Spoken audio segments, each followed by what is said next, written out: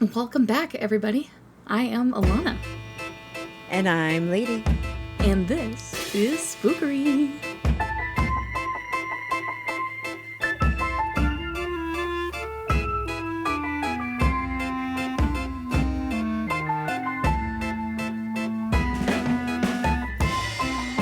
Oh, yes.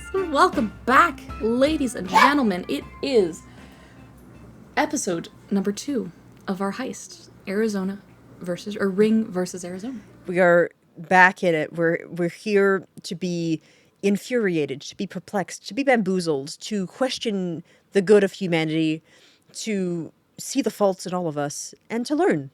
Hopefully, to learn from this. To learn. Yeah. Hopefully. Hopefully. Yeah. I do hope that you have learned something throughout this.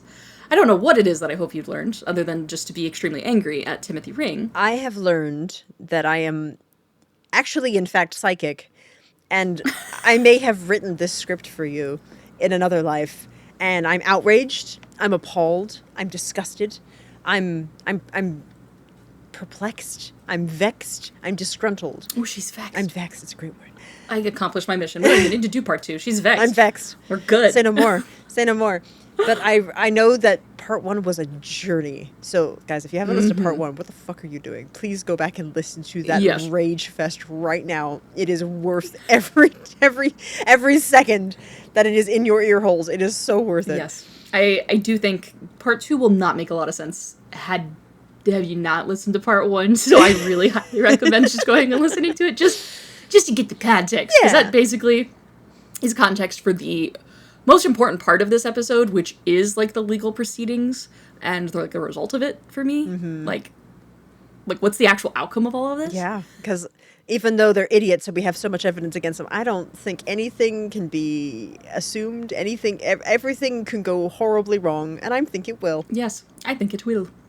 So, just to give a recap of last episode, we followed kind of the chronicles of 3 idiots that committed a pretty horrible crime. Yeah.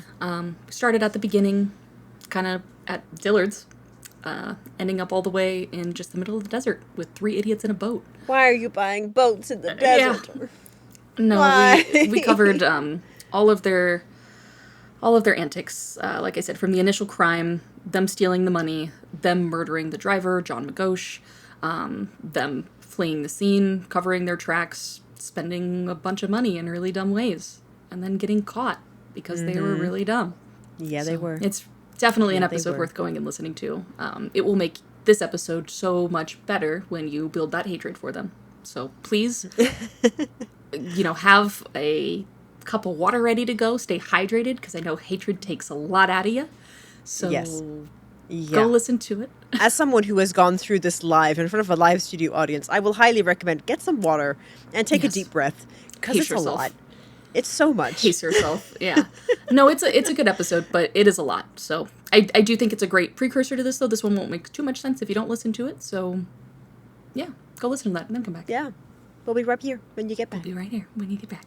So Timothy Ring's trial was set to begin in November of 1995, which really just shows you how long this stuff takes. I mean, they were arrested back earlier that same year. This was like 6 months later. Mm-hmm. The prosecution planned to argue that it was Tim who pulled the trigger and murdered John Magoch. Due to the fact that he was portrayed as the ringleader of the operation. The ringleader. Due to the fact that he was portrayed as the ringleader of the operation and the murderer.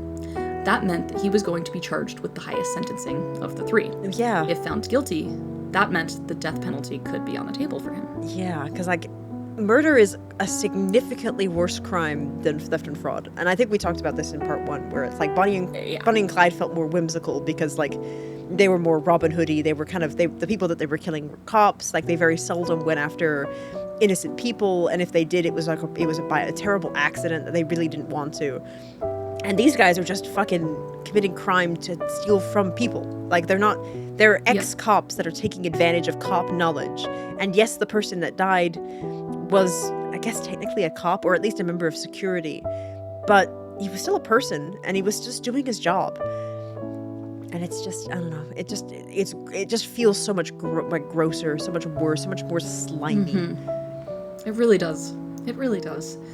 Like you said, just taking for no reason other than just selfishness. Yeah. Other than like, what, like you didn't want to go out and get a job? Is that like really? Yeah. Like a man's life was worth you not working and contributing to society?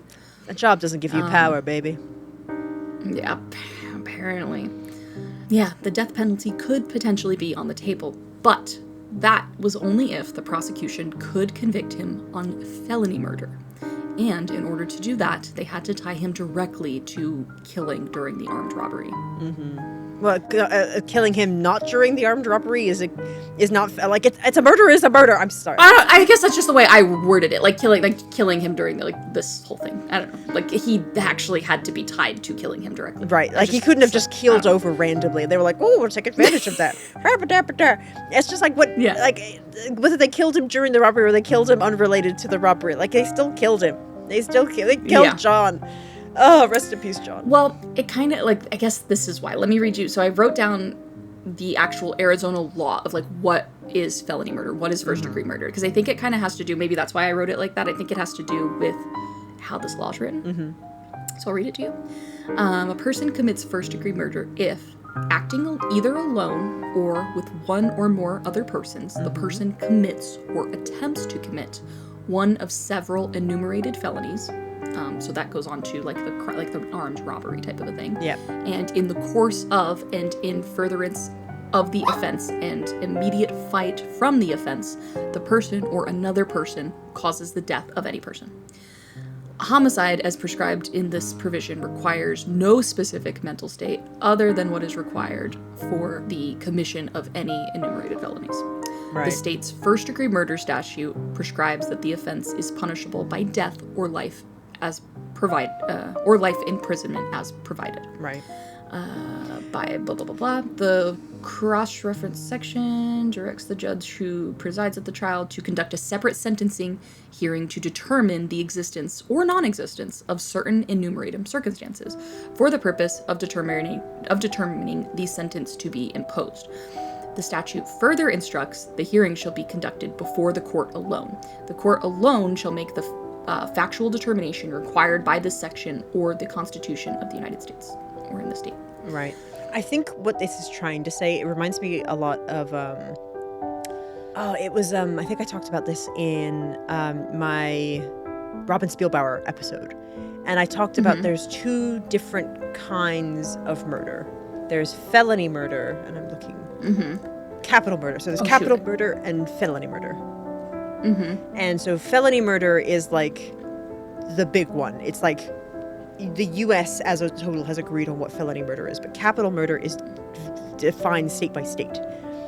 Yeah. And capital punishment. Yeah, they're different. Yeah. So I guess a felony murder has a higher level of punishment because it's a federal crime. It's a crime that encompasses more than just like the state. It's like a full on.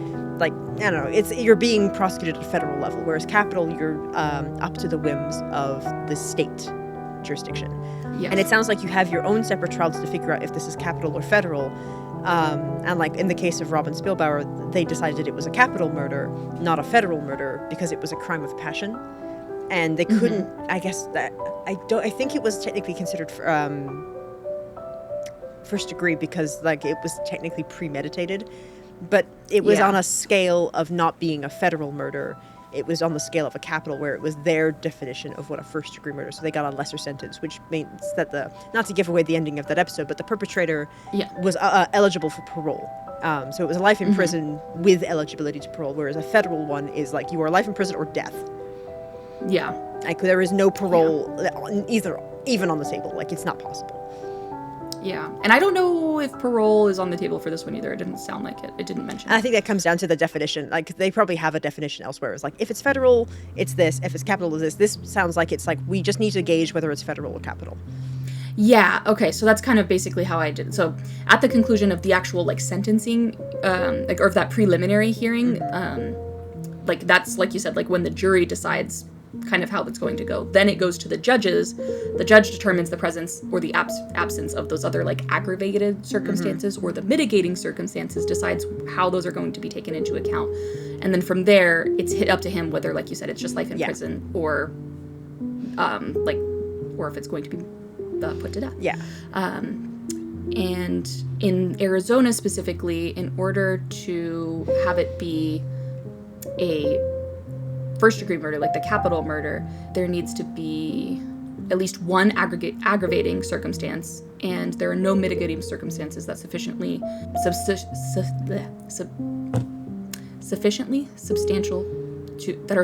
substantial to call for leniency. So basically, like you said, even if like the jury finds him like guilty on first-degree murder, it's up to the judge to decide what his final punishment is going to be. Yes. And then, yeah, kind of from there. Yeah. But that's where it gets like tricky with this case. Yeah, and I think especially when it comes to choosing charges, it's a very complicated process because you have like the jury, you have a preliminary jury basically where they read out everything they did, and then the jury deliberates what charges they think will stick. Like the prosecution very seldom, like they put charges that they suggest, and then that jury decides which suggestions are right, which ones are wrong. You know, do we bring some down? Do we bring some up? That jury decides what the final charges are going to be.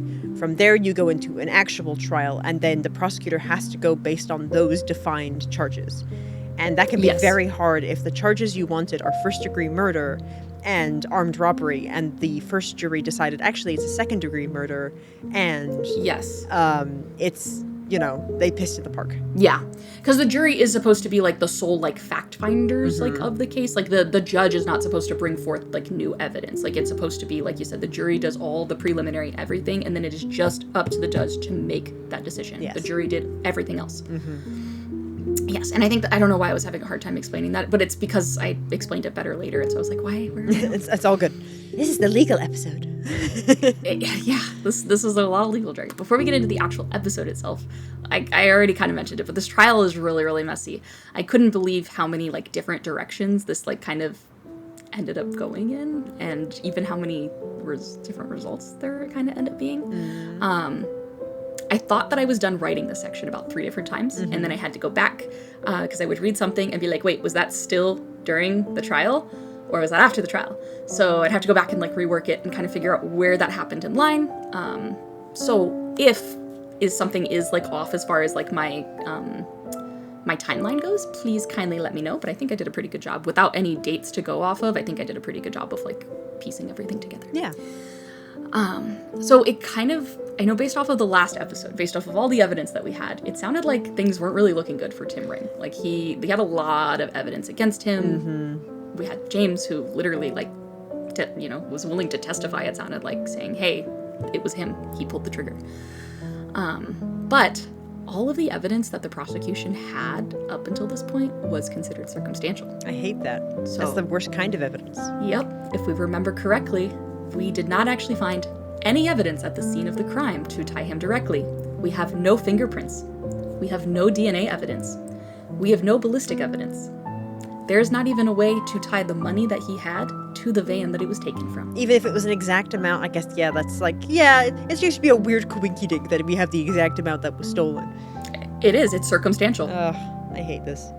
I hate this already. So I can see where this is going. Yeah.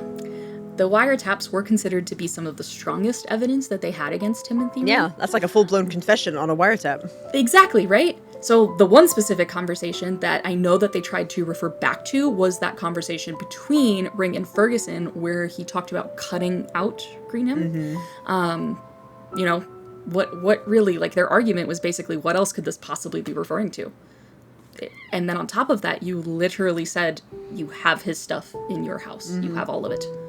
So again, what are these things referring to? On top of that, if we tie that with the duffel bag with your name on it, and then the other little bag with his ID in it, what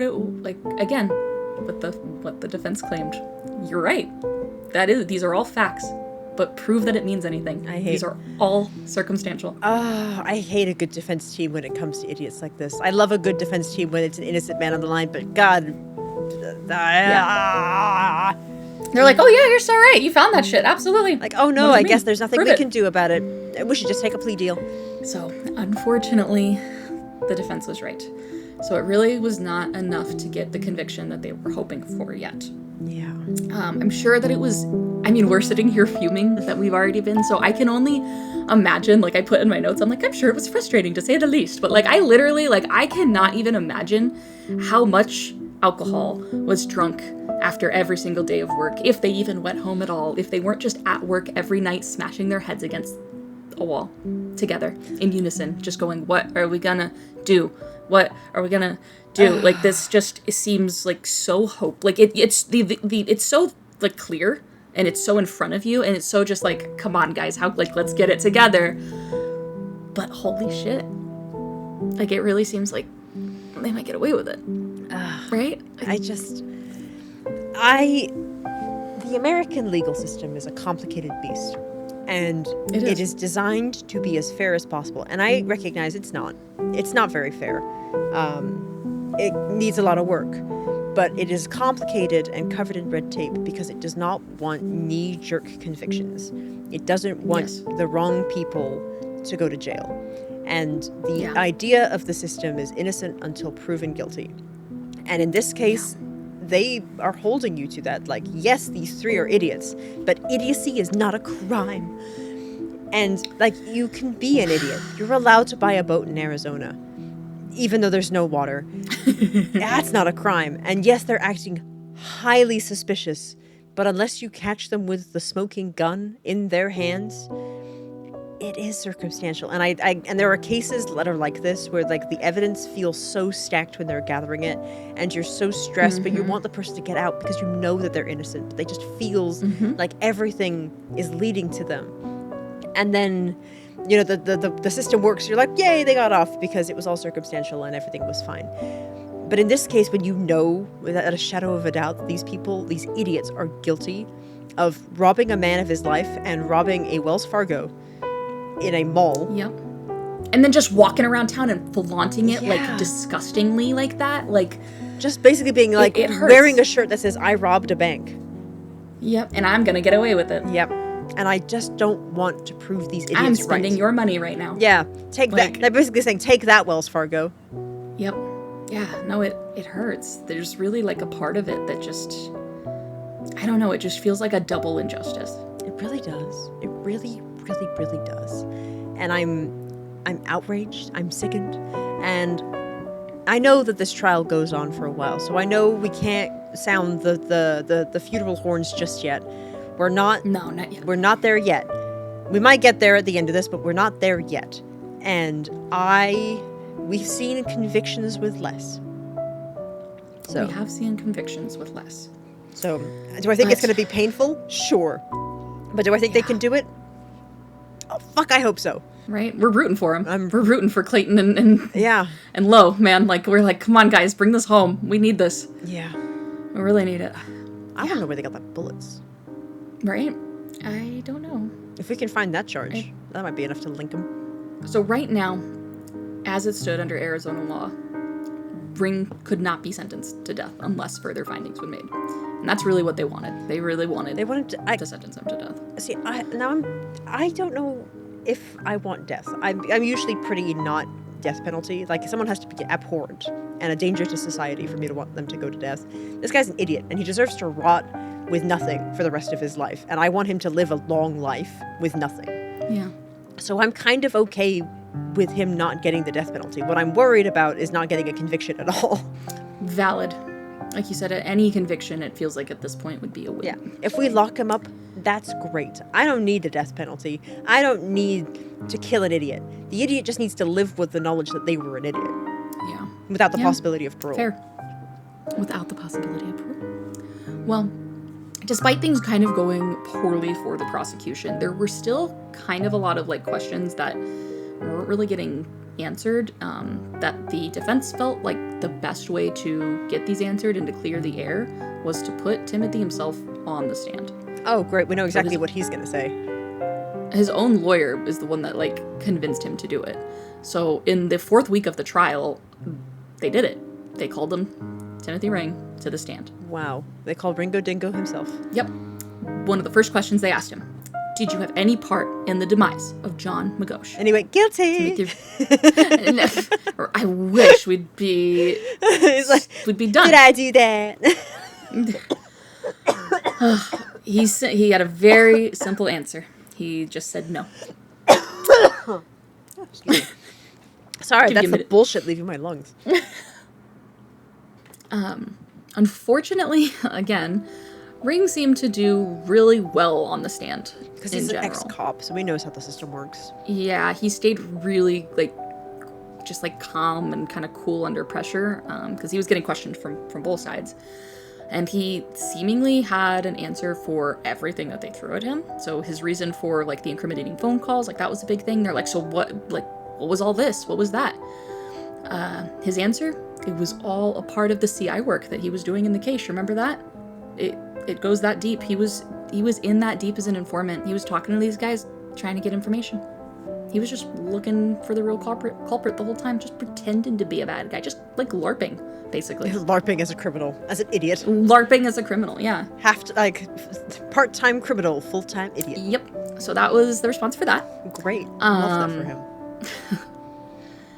Yeah. At first, kind of testifying in his own defense, Ring claimed that the money seized at his house was not, in fact, stolen money, but instead startup capital for a construction company that he and Greenham were planning to form, and that his share of the money was actually made as him being a confidential informant for the FBI, as well as being a bail bondsman and a gunsmith. So he's like, I have a few different sources of income. The FBI very quickly was just like, excuse you, sir, pulled out receipts and said, we have paid you a total sum of $458. We found $270,000 in cash at your house. Got him, coach. Can you account for the other $269,000? You know what I mean? Just come on. What the fuck? Yeah, and he's just like, no worries, I can explain that away. I'm just simply that good. Yeah. He said he was able to prove 8,800 of it came from being a bail bondsman, but other than that... Yeah.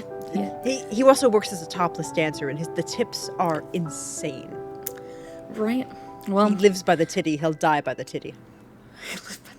Oh my god.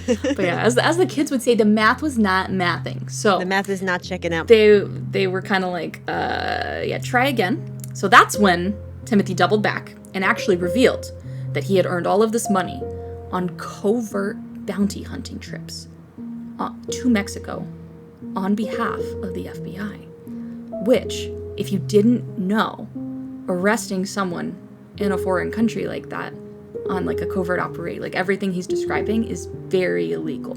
Love that. Add it to the charge list. So, he was basically making the claim that the FBI was asking him to perform this illegal activity, and they were paying him under the table. And that's why he had so much undocumented and unaccounted for money. He's like, Your Honor, I physically couldn't have committed this crime because I was too busy committing other numerous crimes in the wake of the FBI, who, as we know, love crime. Every day in the FBI is crime, and I was simply contributing to the crime. Yep. So I couldn't have been me. Yeah. Couldn't have been me. Because I was criming elsewhere. Yeah. Which, that's one hell of a defense. Yeah. Which, kind of did. This wasn't the first time he claimed this. We go back to when he was first arrested, going down that perp walk. What was, the first thing he said? The feds are framing me.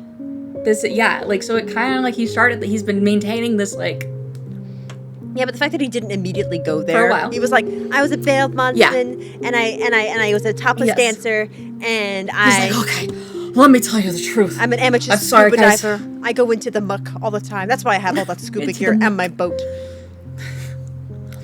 So, they entertained this for a minute. They were like, okay, fine, sure.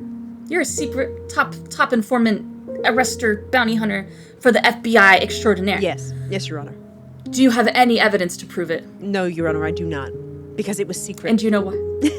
Not just that, but can you guess why? What happens to secret evidence? It gets destroyed and covered up by the feds. Because they're corrupt. That's damn right. That's exactly what he said. They stole it from his house. They stole it from his goddamn house, lady. Oh my god. The FBI broke into Tim Ring's house and stole this illegal evidence, the only thing tying him to these covert operations to Mexico. Because the feds don't have better things to do. But he brought back several people. He talked about he's like, oh yeah, I brought back 3 people and dropped them off. Like I handed them over to the FBI and they handed me like $105,000. And they go, $105,000? There's still $265,000 or $165,000 not accounted for. And he's like, well, that's what they paid me. That's unrelated. And they're like, so what? Where's the rest of the money? And he's like, well, have I told you about this awesome topless dancer business I got going on? It really, lady, it's just like, it broke my brain. Like, I'm like, you really, like, made this whole ruse, and then you're like, yeah, that evidence, stolen by the same feds who paid me to do it. And then they're like, so where's the other 100,000? He's like, the CIA. Covert operations for the CIA. It's like, I wish. It just... Yeah, the other 100,000, the feds paid me in tips because they did such a good job. I hate it. And then they took all my plane tickets. And my suntan. And my sunglasses. My suntan lotion. Yeah, and they vacuumed all the dust out of my house. God. Yeah, he repeated that story for 2 full days in court. I love that for him. 2 full days of sticking to that dumb story. He's got so much hot air in him. You think he'd start floating at this point. You think, like you said, he'd just like be like, oh, there he goes. There he goes. Goodbye. Make sure you tie a string around his ankle, otherwise he can fly away. It was then, on December 5th, 1996, that we had finally gotten through all of the testimony we needed to, all of the evidence, and Judge Gregory Martin sent the case to jury. If you remember, we started this last year. In, what was it, October? That was November. Of 1995? Wasn't it? It was like a full year after the crime. So full crime? Yeah, it was like a full crime year. A full crime year. There's so much crime happening that year. A full year after the crime. I don't know what I'm saying. A full year after the crime. And then now here we are, another year, like even more so. Yep. After that. The criminal justice department it moves at its own pace. It sure does. So this jury deliberated for 5 full hours. Only 5 hours? Only 5 hours. But because they were deadlocked. Mistrial? Not a mistrial. Oh. They did end up coming to a decision, but they were like still kind of like, we're not 100% on this decision, which isn't really great. In my book, that classifies as reasonable doubt. Right? So, mistrial. So, mistrial! I don't know. Woo! Give it up for mistrial! 6 of the 12 jurors voted to acquit, but overall, they did convict him of felony murder occurring in the course of armed robbery. Love that. Okay. We've got federal murder on the table as well. We'd love that. Could be. So again, at this current time, he's not eligible for the death penalty. That's fine. Only if the judge finds more evidence. Yes. But as we know, it's not really like the role of the judge to find more evidence. So that's kind of where we're at, a weird thing here, right? Right. So anyway, we won't say more. Let's just go on. Okay. So one of the witnesses from the trial, from that like pre-trial before the judge got involved, Kevin Feltner, and I said witnesses, I got that wrong. He's a jury member. Right. So one of the jury members From the trial, Kevin Feltner, would later be interviewed and stated, Mr. Ring had an answer for everything, but there was nothing that ever supported anything. He did more damage to himself than he did to help himself. So some might say that that's circumstantial at best. And then you put the sunglasses on and he moonwalks and he's like, yeah! It's a CSI Miami episode. Kevin continued and said he would have been better off not to have talked at all. He also said that he had no doubts of Ring's guilt, but was still not sure if he was the one to pull the trigger or not. I think that's fair. We really just have, was it Greenham? We only have his account. Yeah. Because fucking Ferguson is being a useless dimwit. Mm-hmm. Pretty much. As later summed up by the Arizona Supreme Court, the evidence admitted at trial failed to prove beyond a reasonable doubt that Ring was a major participant in the armed robbery, or that he actually murdered Magoch. Furthermore, for all we know from the trial evidence, the Arizona court stated, Ring did not participate in, plan, or even expect the killing. This lack of evidence no doubt explains why the jury found Ring guilty of felony but not premeditated murder. He brought a gun. So it's funny you say that because the judge brings that up later. He literally like says to him, he's like, you brought a gun. What did you expect to happen? Like, if you bring a gun to a robbery, it becomes an armed robbery. And what do you actually expect? Like, something bad is going to happen. Yeah, like when you bring a gun, and I'm sure that they figured out which gun it was, the one with the silencer, the homemade, the pillow on top. Mm-hmm. Like, I am convinced that if you bring a gun to a sword fight, that is premeditation. You intend to use it with a silencer of all things. There was a reason you brought it, like you said, especially the silencer. I think, though, the ballistic evidence being so weak, like them not having like an actual bullet to tie it to, I don't think that they were able to put anyone's hand, like finger, behind the trigger. Fucking gloves. Like, whoever invented gloves. Well, in front of the trigger. Behind the trigger doesn't make sense. I don't know what I'm saying.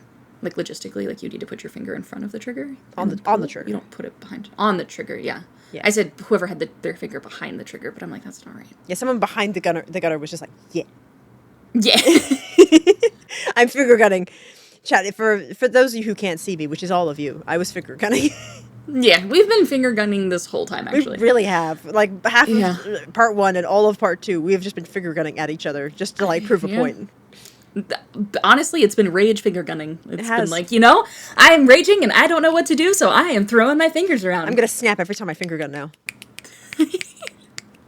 I hope my microphone's picking this up.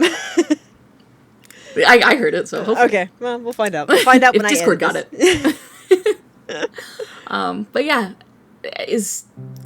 like we said before, as great as all of this evidence was, it didn't actually like prove what they needed to prove. They still got him on a conviction. They still are getting him on something. He's not walking away. They're still getting a conviction, but it is not the conviction they were necessarily hoping for because hey, he's behind bars.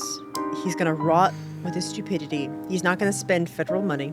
He's gonna live with the knowledge that he killed a guy and was put away for it. And I'm sure he'll become somebody's bitch in prison because that's what idiots... Hopefully. Idiots who commit terrible crimes, that's what they get. And I just hope that he suffers for a long time. For a long time. That's what I hope. I don't care about the death penalty in this regard. I don't think the death penalty is warranted in this regard. But... Fair. I think maybe living with the consequences sometimes is worse than dying for the consequences. That is valid. It is valid. I don't know where I stand on it still. And after this case, I don't know. I'll read you some things that like helped kind of changed my mind. I know it's completely emotion filled. Yeah, I still gotta show you what I found. Oh yeah, like why not? We're really just getting started. Yeah. But anyway, back to the trial. Sometime actually in between Ring's trial and his sentencing hearing, Greenham pleaded guilty to second-degree murder and armed robbery.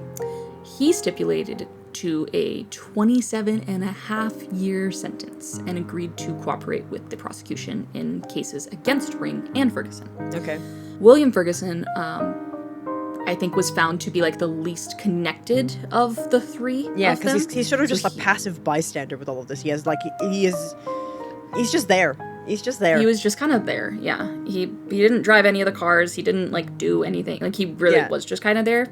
He was just he was like your emotional support bank robber. Yeah. He didn't tell you not to do it. Yeah. So definitely complicit. But every time like either Ring or Greenhill looked over at him, he was just like, yeah. Doing great. Pretty much. So because of that, he was given a lighter sentence. He only got 16 years in prison. Mm-hmm. So William Ferguson was actually released in May of 2013. And James Greenham, if my math is correct, would have been out in like 2022. Because he got 26 years or 27 years, you said? 27 and a half years. And this happened in 1996? Mm-hmm. Yeah, so he would have gotten out beginning of 2024? Because if this trial was in November. I think maybe he got out early then. I'm trying to think of something. I'm like, maybe I read something that had said 2022. He might have gotten out for good behavior. Yeah. Could be. I don't know. Sometime between 2022 and 2024, he's walking out too. Great. Great. Oh, great. You can but anyway, back to 1996, I think we're still in right now. Yeah. Still kind of in the process of everything. Moving on to the next phase of Timothy Ring's trial, where the judge, Gregory Martin, gets to hear testimony to make his decision. Called by the prosecution at Ring's sentence hearing, Greenham testified that he, Ring, and Ferguson had been planning the robbery for several weeks before it occurred. And according to Greenham, Ring had, I guess, in his word, like this is a quote, it said, Ring had, I guess, taken the role as leader because he laid out all of the tactics. Yeah. I don't know what else really constitutes you as a leader in the form of a crime, but it does sound... I think, honestly, if you write the plan, if you're the one that gives the go-ahead when things go, Yep. if you're the one who's like, now, and then you're the one allegedly pulls the trigger, I think that qualifies you as more of a leader than the others, who are just sort of like, whatever you say. Yeah. True. Very true. The fact that he's also the most vocal of the three of them during trial, I think that speaks volumes. It speaks volumes. He knows he's guilty. So yeah, moving on to that, Greenham came out, totally just pointed the finger at him and was like, yeah, it's all him, guys, get him. The day after the robbery, Greenham repeated his same story from before. The three watched, I think we actually already kind of went over this, but just to kind of repeat, the three watched the armored van pull up to the mall. When Magoch opened the door to smoke a cigarette, Ring shot him with a rifle equipped with a homemade silencer. Greenham then pushed Magoch's body aside, drove the van away. At Ring's discretion, Greenham drove the van to the parking lot. So again, this is kind of just corroborating that he was the leader. I only did this because he told me to. The other part that Greenham thought was relevant to bring up to this was after they had kind of like finished with everything and they were driving away, Ring kind of like jested with them and was like to Ferguson and to Greenham and was just kind of like, you guys forgot to congratulate me on my good shot. Oh boy. Oh jeez. Oh wow. So that kind of ends up being a pretty relevant detail because that's a pretty gross thing to say. Yeah, and also like kind of confirms that he pulled the trigger. Look at this really cool shot I got. Look, I shot that guy right in the temple. Oh my god, he was so easy to shoot when he was taking his smoke break, and it was completely none the wiser to our plans and our schemes that we've been doing for 2 weeks, but I didn't do it. I'm an informant. I was in Mexico. So here's the kicker, though. Here's the part that kind of like, I don't know. On cross-examination, Greenham acknowledged having previously told Ring's counsel that Ring had nothing to do with the planning or execution of the robbery. Greenham explained that he had only made this prior statement because Ring had threatened his life. So Greenham also acknowledged that he was now testifying against Ring as payback for those threats and for Ring's interference with Greenham's relationship with his ex-wife. So, yeah, that doesn't feel good. It doesn't feel good. That Even feels though like that it's was like a good statement motivated. you gave, then you immediately took it back. You immediately undid all of that when you said this shit. Yeah, like, I just said that because I wanted revenge. Basically. And it's like, no. Basically. I like, you can think that that's an inside voice, as in you speak that inside you, and it stays inside you.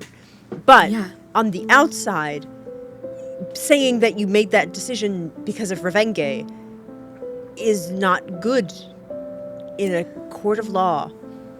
So not only did he make false statements, he said, nope, nothing to do with it. No, he does have something to do with it. Yep. And also, I'm only confirming that now because revenge. He's pendulating left, right, center, up, down for all for revenge. He's like, he interfered with my marriage. He interfered with my cut of money. He interfered with my fears and my thoughts and my dreams. He interfered with my trial. So now I'm going to interfere with his trial for revenge. Exactly. So, regardless of if this was a good reason or not, apparently, this is the full truth now coming to light. And this full truth could be the deciding thing that, gives the judge the ammunition to lock in that death penalty. Doesn't feel good, though. Yeah, but also, like, do we really need the death penalty? I guess I'm not, like, super hung up about it. I'm like, we got him. He's in. He's in the books. He's in the classroom. He's behind the grand metal bars that we call prison, that we call life. Whole other almost full year later, October 29th, 1997. Great year. The day of sentencing. Great year. But this specific day, this also just so happened to be Timothy Ring's 33rd birthday. It was his 30th birthday, you said? 33rd birthday. 33rd birthday. That feels That feels unusual. It feels cosmic. That feels fueled with energy that I do not wish to have in my courtroom. Right? And I wonder how it feels to receive a death penalty on your birthday. Oh, we got it. I will never know. Oh. Tim knows. But Tim knows. He knows that on the 33rd day of 1997, the best year. On the 33rd day. on October 29th of 1997. The 33rd day when you turned 33, on the day of the 33s. On this year of 1997, when England won Eurovision, in 1997, that's true. That's a true fact. It's the only year that England... She knows this? I know this because we make fun of my brother all the time because he was born in 1997, and we always say, 1997 was a great year. We won Eurovision. And then he goes, huh. And we're like, da-da-da-da-da. Anyway, yes. On the 33rd day of the year 1997, when he turned 33, when the cosmos aligned and Sagittarius was rising, and the death penalty was handed out by God himself to this idiot and was like, consider yourself smote. And he was. Smoten. He was smitten. Get smoted. Get smoted, bitch. Yes, he got... That's what God said. Get smoted, loser. And then he like kick-flipped out of the room. Thanks, God. Love that guy. Yep, put his sunglasses on. Little boogie. He's like, I love CSI Miami, and then he like moonwalked out of there. I don't think CSI Miami existed in 1987. I gotta Who check do you this. think created CSI Miami? This is why God invented CSI Miami. You got me. I need to look up when CSI Miami started. Fact check. You can't. I'm trying. Don't do it. Don't Google it. Maybe just don't Google it. Just don't. Oh, it started in 2002, and it didn't exist at this point, so this was the inspiration for CSI Miami. This was the... That's crazy. That's crazy. Wow. It might have been. Who knows? Wow. Oh, you can watch it on We need to do Hulu. an episode on CSI Miami. Oh, we can watch it on Hulu together. I highly recommend it. It's a fucking journey.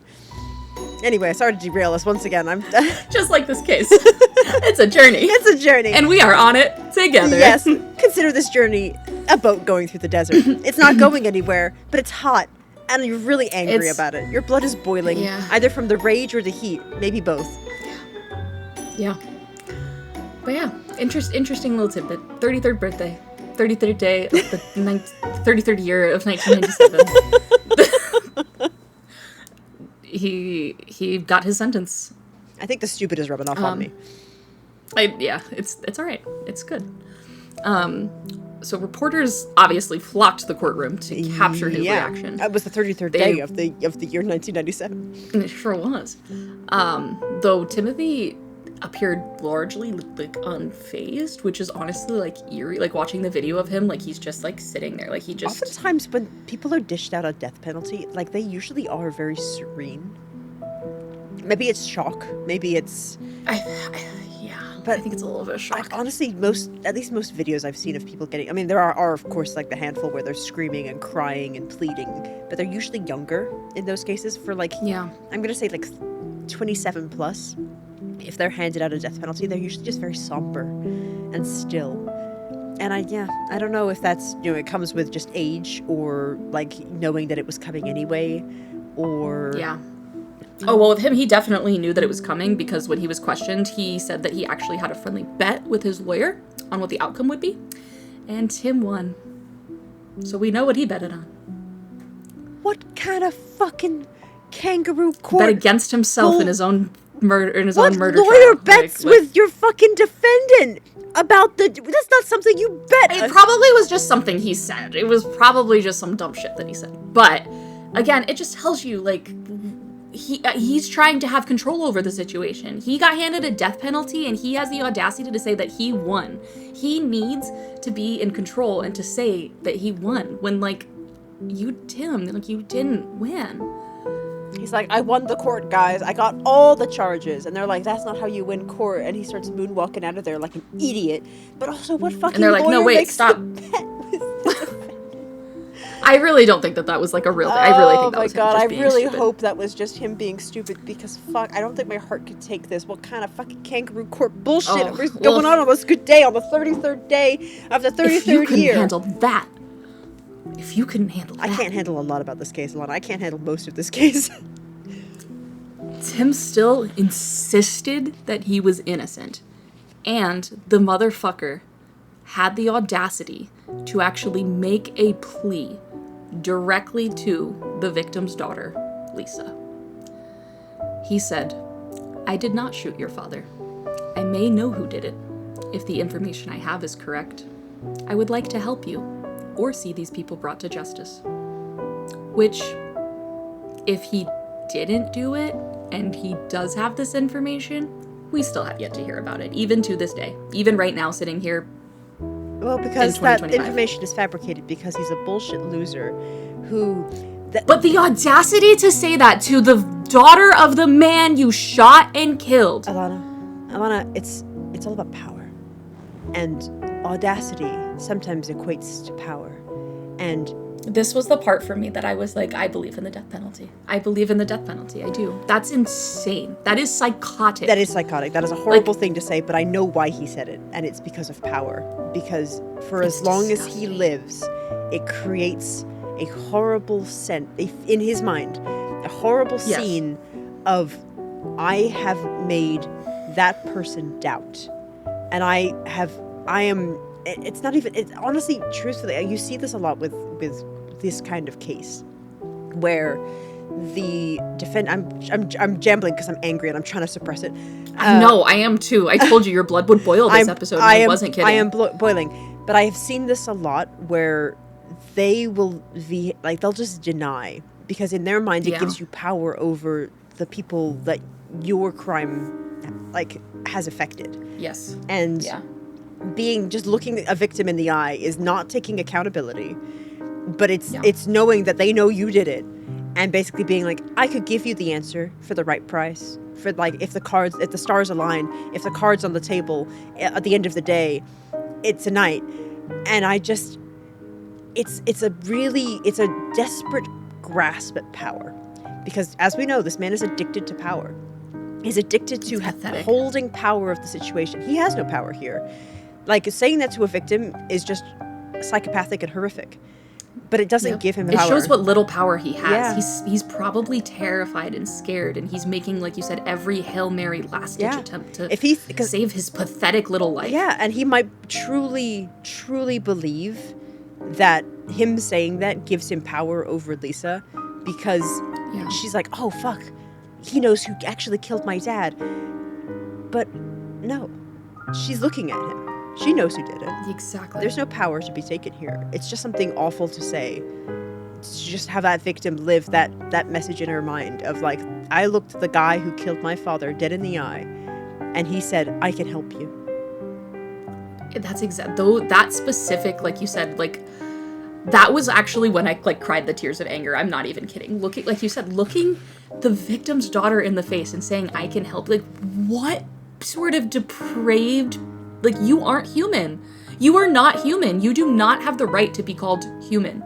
That is inhuman. That you're a parasite. You're a parasite on society, on the people around you, the people who trust you, the people who at one point maybe even liked you. But you're a parasite. You are filth. You're not worth the ground you walk on. And even still, I don't think he deserves the death penalty because I think he needs to live and fester and rot, because sometimes alive is worse. Yeah. Do I agree he needs to be beaten up through an inch of his life every day? Do I agree? I think he needs to suffer and be tormented by the very people who That's the only thing that would make it okay for me. Yeah, he deserves to suffer 100. I'm not saying he's going to get a cushy life in jail and he's going to get 3 meals every day and a little bit of time in the sun and he's going to get so buff and really turn his and he's going to find God. No, he's going to be tormented. And he's going to be plagued by the people around him for the rest of his life. And he will suffer, and he will have no power. He used to be a detention officer. He will know what it feels like to be powerless. And those detention officers will remind him each and every day of how little power he has. And that will eat him inside. I hope so. I hope it does every day, like you said. As mad as we are right now, I hope that is how he feels every single day of his life. That he just is stripped. Oh, I hope he feels small and powerless and weak and pathetic and useless, because he is. And he deserves to feel exactly the way that he is, as a parasite, as a microorganism who isn't worth the ground he walks on, and he will suffer every day because he has no power. Amen to that. Truly. Ugh, gosh. Yeah, this episode really does. It pulls at your heartstrings in a violent way. In a violent way. Like, it just gets under your skin. Oh, it does. And 100%. so I thank you, spooky listeners and lady, for being with me here. Because, yeah, this is a hard walk to walk alone, and I can only imagine how Lisa felt in these moments. I really hope that, she had the comfort of her husband and other friends and family to really rely on during this time, because I can only imagine how difficult it was for her. 100%, especially right before the holidays. November is just... And it keeps hitting around that time. Like, it's a constant reminder for her, like, year after year. Like, this started in 94. Again in 95, there was, like, the him going to jail, and then the trial, and then, like, and it's just, like... It's like a cyclical thing. It's a horrible reminder. Is.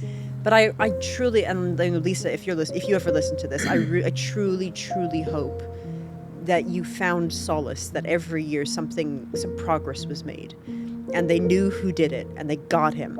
And, I don't know if his death penalty time has come. I don't know that yet. We're not there yet. But I truly hope that you found solace in the fact that your father's killer was caught, and that you looked him in the eye, and he desperately clung to power, and he never got any.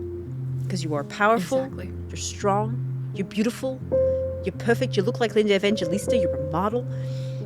But also just the spirit and the humanity that you have is worth thousands of fucking Ringo Dingoes.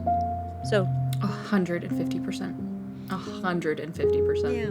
I couldn't have said it better, lady. I hope Lisa's thriving. I hope that her daughter, I hope her child. I honestly didn't want to look into it and pry, but it seems like Lisa herself is doing well. I think she's a writer, from what I understand. The blog that I found, I was like kind of perusing through it just because I couldn't help myself, and it seems like fair she enough. is a pretty accomplished writer. Love that for her. So. She's thriving. Lisa, I hope you're thriving. I hope your family is thriving. I hope your kids are thriving. I hope everyone you love and every life you touch is thriving, because I'm sure you bring all the light that your father brought.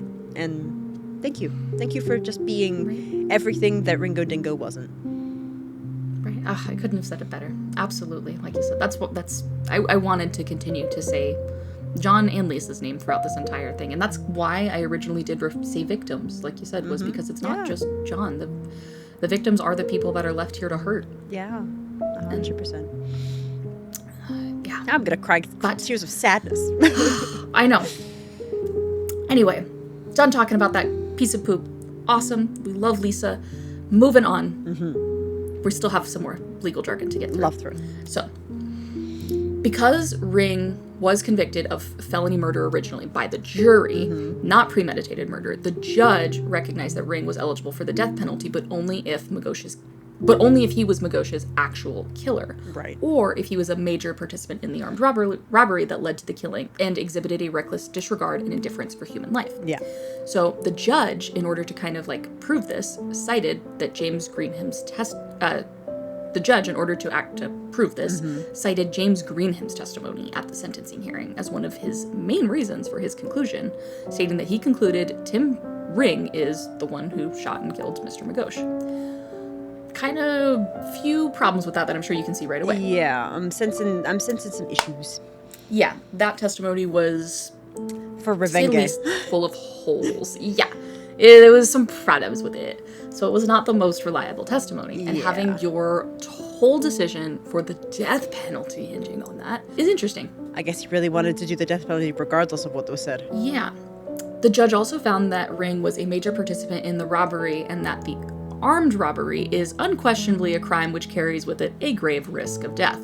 So basically, like you had said earlier, when you go into the situation, you go into a knife fight with the gun, what the heck do you expect is going to happen? Yeah. That was like one of the things he actually said in court. He's like, I don't know what he expected. If there was any logic, any common sense applied to the situation, someone was going to die.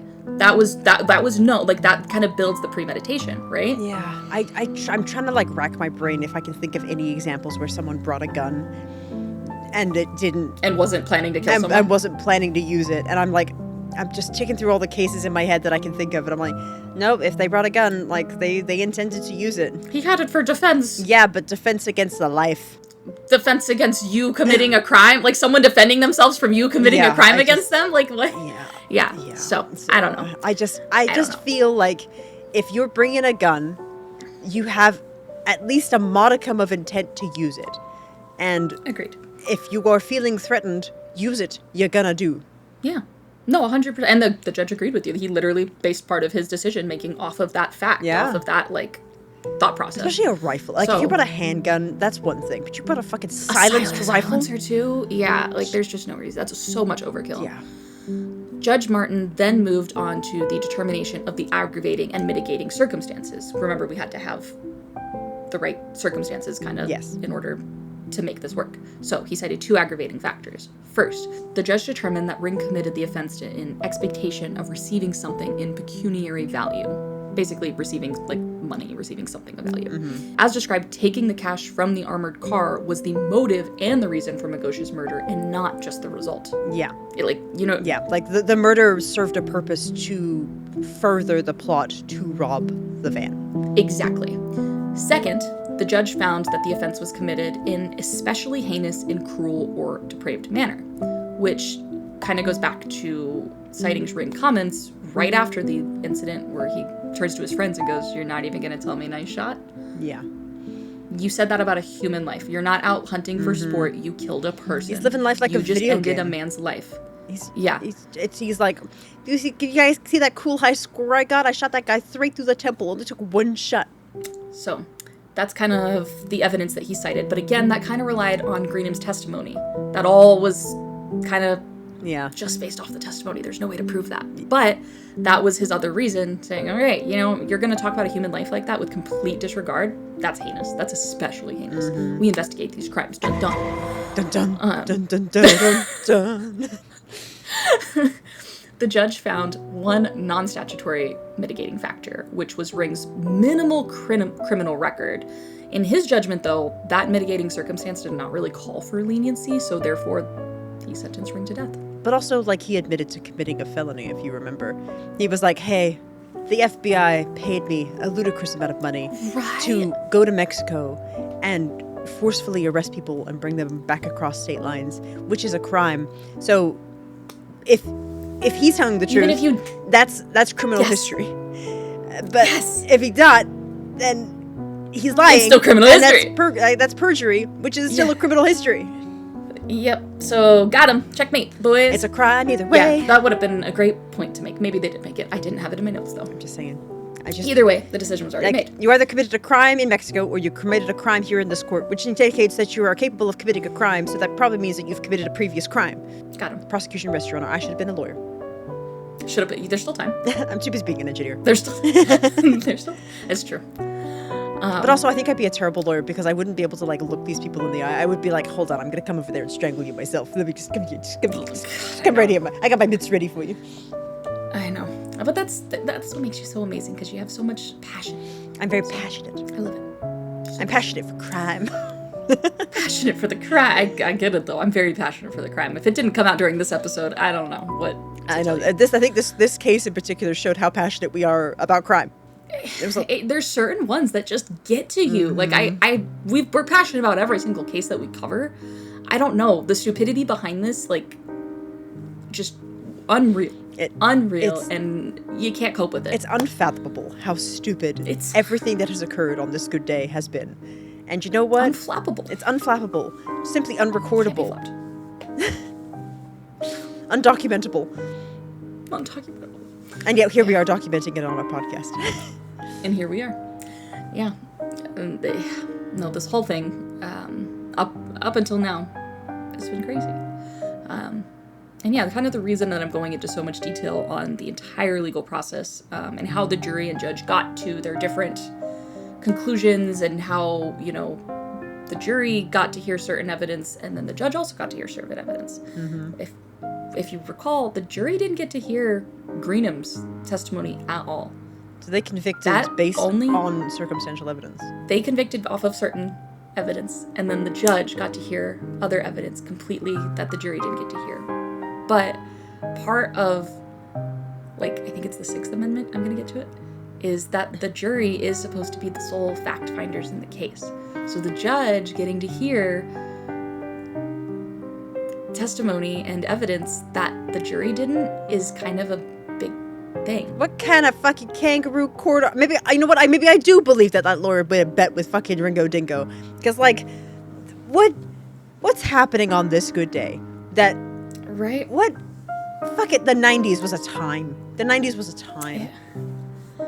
So they did cite a lot. There was a lot of citing back and forth on both sides as far as, well, this precedent was set because of this case, so that's why we made this decision. And then this decision was based off of this other case. And so there was a lot of that in the court documents and stuff like that. I kind of touch on it a little bit with one case, but it's a lot to follow, and I'm not a lawyer, so I didn't go into all of the details. Right. I try to kind of keep it a little high level as we get into like the next little bit steps. Okay. But your face is saying everything. You can just see the look on your face is incredible. It's hard. Legal stuff's hard, okay, guys? I'm not a lawyer. You're doing amazing.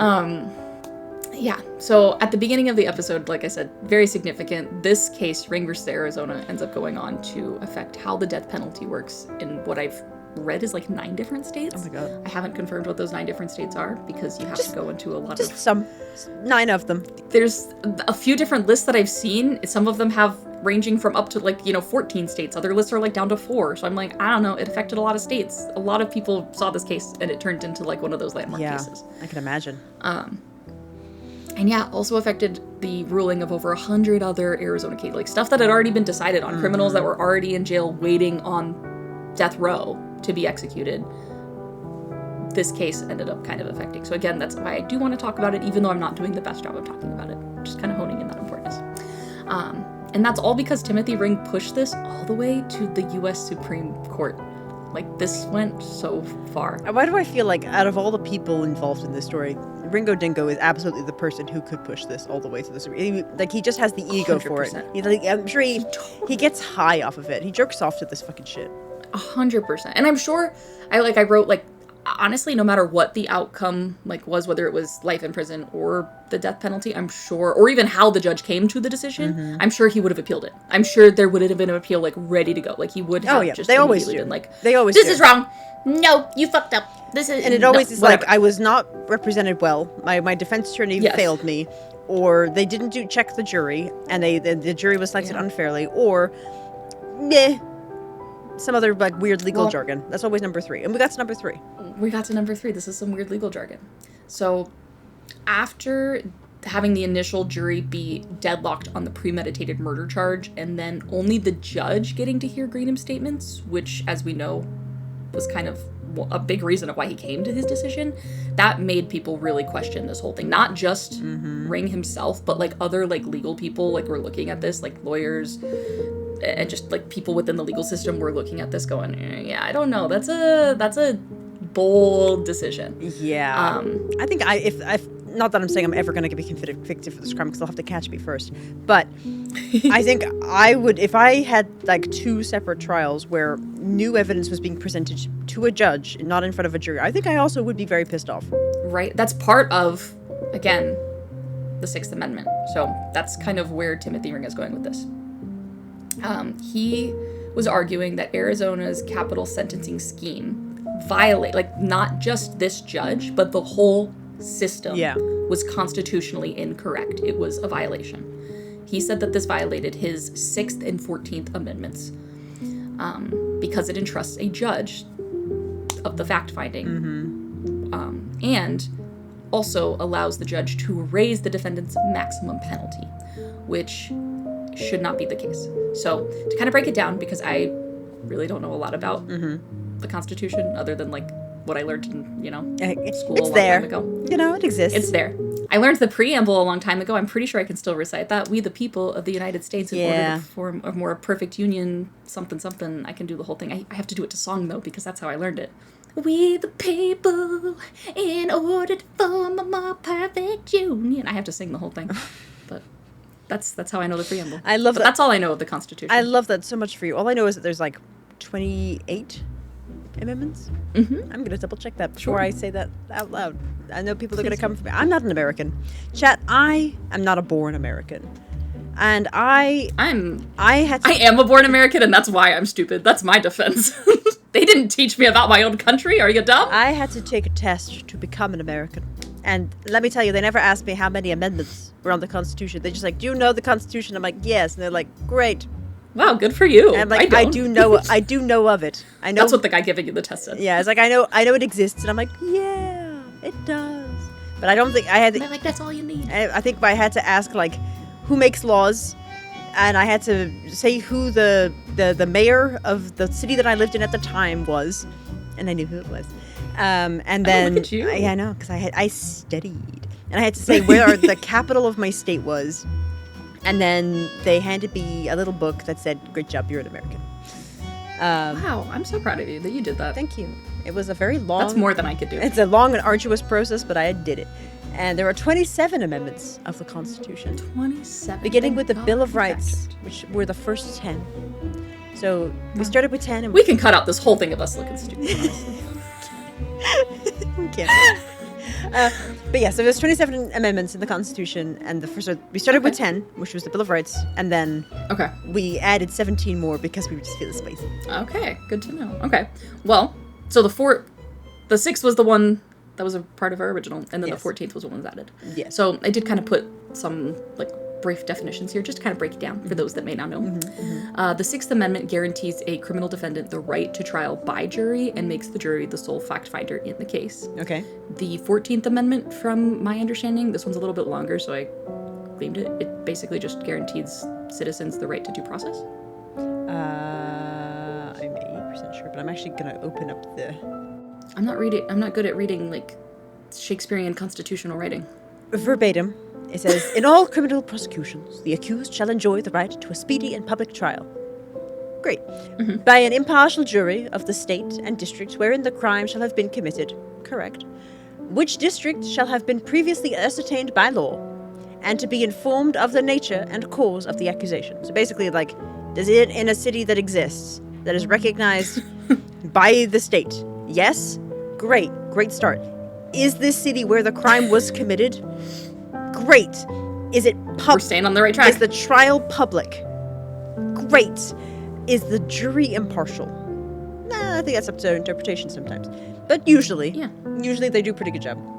And they know of the accusation, so the jury and everyone involved is aware of the crime, so that everyone knows what they're ruling against. To be confronted with the witness against him. So basically, they have the trial, to have compulsory process for obtaining witnesses in his favor, and to have the assistance of counsel for his defense. So this doesn't specifically say that the judge can or cannot have more power than the jury. It just says he'll have a speedy and public trial by an impartial jury. This is the 14th Amendment? The 6th Amendment. Oh, okay. This is the 6th one. So and then we're going to the 14th? That's why I was confused. I was like, wait a minute. This sounds like Yes. The 14th. Yes. Sorry, I stopped at the 13th and I got really confused. Wow, this is a long fucking amendment. That's what I said. It's really long. It's really long. All right. All persons born or naturalized in the United States, that's me, and subject to jurisdiction thereof. Basically, are you American? This applies to you. Yes. Are citizens of the United States and the state within they reside. No state shall make or enforce any law which shall abridge the privileges or immunities of citizens of the United States, nor shall any state deprive any person of life, liberty, or property without due process of law, nor deny any person with its jurisdiction equal protection of the laws. Great. So basically they're like, are you an American citizen? Then you are fully entitled to American privileges. To a fair due process, yes. Right? That's basically what it is. Yeah. Okay. That's section 1. That's kind of, like I said, I was trying to, kind of break it down. That was just section 1? That's just section 1. Wait, what? There's 5 sections. I told you, it's really long. That's just section 1. Representatives shall be appointed among several states according to their respective numbers, counting the whole position of the state. I think it was just section 1 that he was referring to being violated. Section 1, it looks like it's the only one that applies. I quickly read over the other 5, and I'm like, this has nothing to do with anything. Why is it here? Perfect. No, I appreciate you breaking it. I wanted to have, like you said, just a kind of little Cliff Notes version, but I do appreciate having the full thing in here because I think it's important. I as someone who has to study all this shit, I'm happy to at least take a look. So in this case, a judge was given more information than a jury, and then was allowed to make a decision above what the jury was allowed to decide. So they decided, this, you're convicted of this, and he was like, I'm actually going to raise it. We're doing death penalty. So again, that is what he's arguing. Yes. 6th and 14th Amendment have been violated by these two things. So in April of 2002, Ring versus Arizona was heard in front of the Arizona Supreme Court.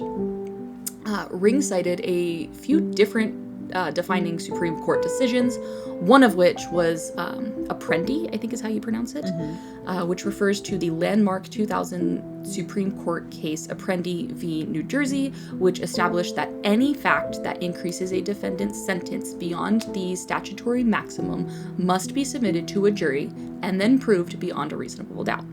So again, going back to the judge making this decision, this was up to the jury. That is what he's arguing. I kind of get it. I truly do, because I think, yes, like the way that it's supposed to work, right? You have the jury that chooses the charges, and then you have the jury that votes against the charges. So you have two different juries. And it feels strange that a judge can just override that decision. And I really feel like the definition of capital or federal murder, or whatever like scale of murder, should have been picked in the preliminary jury. Like they set the tone, like what charges they think applies to it. This one would be like armed robbery and murder in the first degree, and then they decide if it's federal or capital. Because they have to decide. It's up to the jury to decide if he's the one that pulled the trigger or not. Them being ambiguous about that and going to the judge means it's the judge's it's up to the judge's decision on that, and it's not. Yeah, I think that's the problem. I think that someone got their wires crossed somewhere. And I'm sure it probably happened with a very specific crime where, like, the jury wasn't qualified to dish out that decision, so they had to delegate to a judge, and then it just became kind of, like, par for the course. But 100%, like, I think what should happen is during the preliminary trial, a judge should rule out what the charges of the prosecutor, the prosecution, what they are pushing for. And it's like, we are pushing for federal murder, we're pushing for armed robbery, we're talking tax evasion, larceny, whatever it is. Like, they fully define these charges. Then the judge explains what those charges mean to the jury, because they probably are uninformed. Like, I think most people could... The judges do give them information and do give them recommendations on, like, okay, you can do this or this. Yeah. These are the options. Perfect. Because, like, as most private citizens, we're not fully versed in the ways of law. Like, that's not a thing that we have. Then the jury has said, like, this is as high as we can go based on these charges. Yes. But this is also as low as we can go.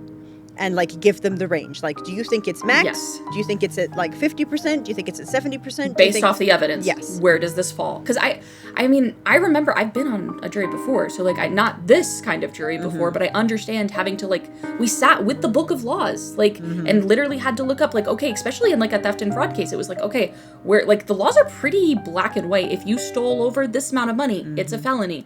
I understand that murder came into this, and so it really did make it, like, weird, but... I know. It just got so messy. It got so messy when they just allowed this case to proceed when the jury was deadlocked on if he was the one that pulled the trigger or not. It should have never left the jury stage when that was undecided. Or, like you said, it should have been a mistrial. Yeah. The way I saw this, it should have been a mistrial. Like, because clearly there's reasonable doubt, and nobody can agree without a reasonable doubt. Exactly. So that's mistrial straight and center. Okay. Straight away. Take a step back. Take 3 months. Go gather some more evidence. Go secure your cases, your defense. Get a new jury. Get a different judge. Whatever it needs to be. Really outline, like, this is what we are looking for, and make sure that all information is done to that second jury. So as much as I hate agreeing with Ringo Dingo because he's an idiot, I think he is unfortunately correct in this regard, that this is not how it should have gone down. I couldn't have said it better myself, and I think the Arizona Supreme Court also felt the similar way when handing out their decision, because they also unfortunately had to agree with him. They did say that this violated Timothy Ring's constitutional right to trial by jury. They felt that this decision was not to be upheld. Yeah, but look, and how many other cases were chosen by this? They just didn't have the legal know-how to be like, wait a minute. Right. So, in a 7-2 opinion delivered by Justice Ruth Bader Ginsburg herself, the court held that because Arizona's enumerated aggravating factors operates as the functional equivalent of an element of a greater offense, the Sixth Amendment requires that they be found by a jury. under Apprendi versus New Jersey, in which the court held that the Sixth Amendment does not permit a defendant to be exposed to a penalty of proceedings to the maximum he would receive if punished according to the facts reflected in the jury verdict alone. The court overruled, in another case, Walton v. Arizona, insofar it allows a sentencing judge sitting without a jury to find an aggravating circumstance necessary for imposition of the death penalty. The right to trial by jury guaranteed by the Sixth Amendment would be senselessly diminished if